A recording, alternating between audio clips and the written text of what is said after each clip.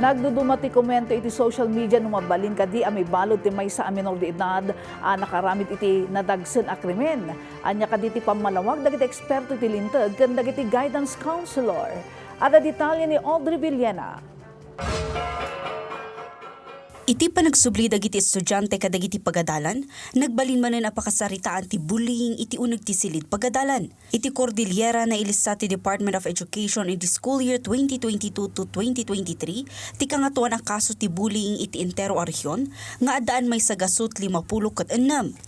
Bimaba daytoy di school year 2023 to 2024 iti 76 a kaso ti bullying ti nailista. Nginmato manen iti school year 2024 to 2025 nga adan iti may sagasut 40. Bayt a binmaba manen iti school year 2025 to 2026 nga adalang iti 58.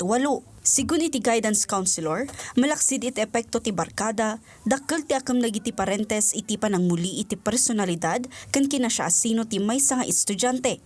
Gaputano anya ti makitkita na iti pagtaengan na, dayti metlaang ti maadaptar ti masknan. Is the relationship or the family dynamics. Kasi nga sa bahay, minsan nakaka-witness sila ng violence, abuse, or worst, sila mismo nakaka-experience ng violence, abuse, and discrimination. Inayo na pa nga dagiti ubing nga adan iti psychological concerns. No sa dino, saan nga mo dagiti masaknan no kasatno da nga iyabkas ti unget.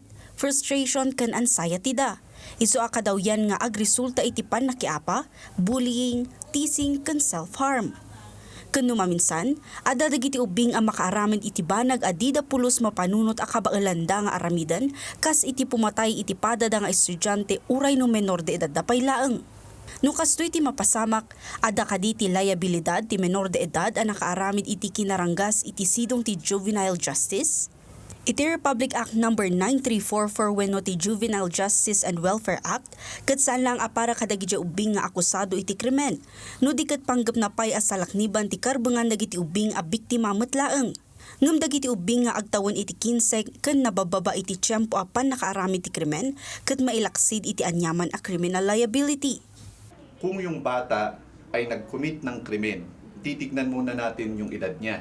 Kapag siya ay below 15 years of age, then exempted siya from criminal liability.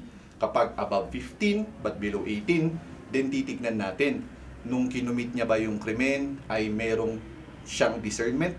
Kung meron siyang discernment, pwede siyang maging criminally liable. Pero kung wala siyang discernment, then exempted rin siya from criminal liability.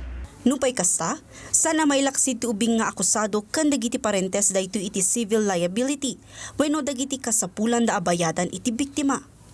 Isang misconception rin, lalo na sa mga nangyayari ngayon dito sa ating bansa, yung idea na porke bata ay exempted na from criminal liability, hindi na yan makukulong. Well, yung batas natin ay nandyan para bigyan ng kaukulang pansin kung ano ba dapat yung proseso na pagdadaanan ng bata na nakapag-commit ng krimen.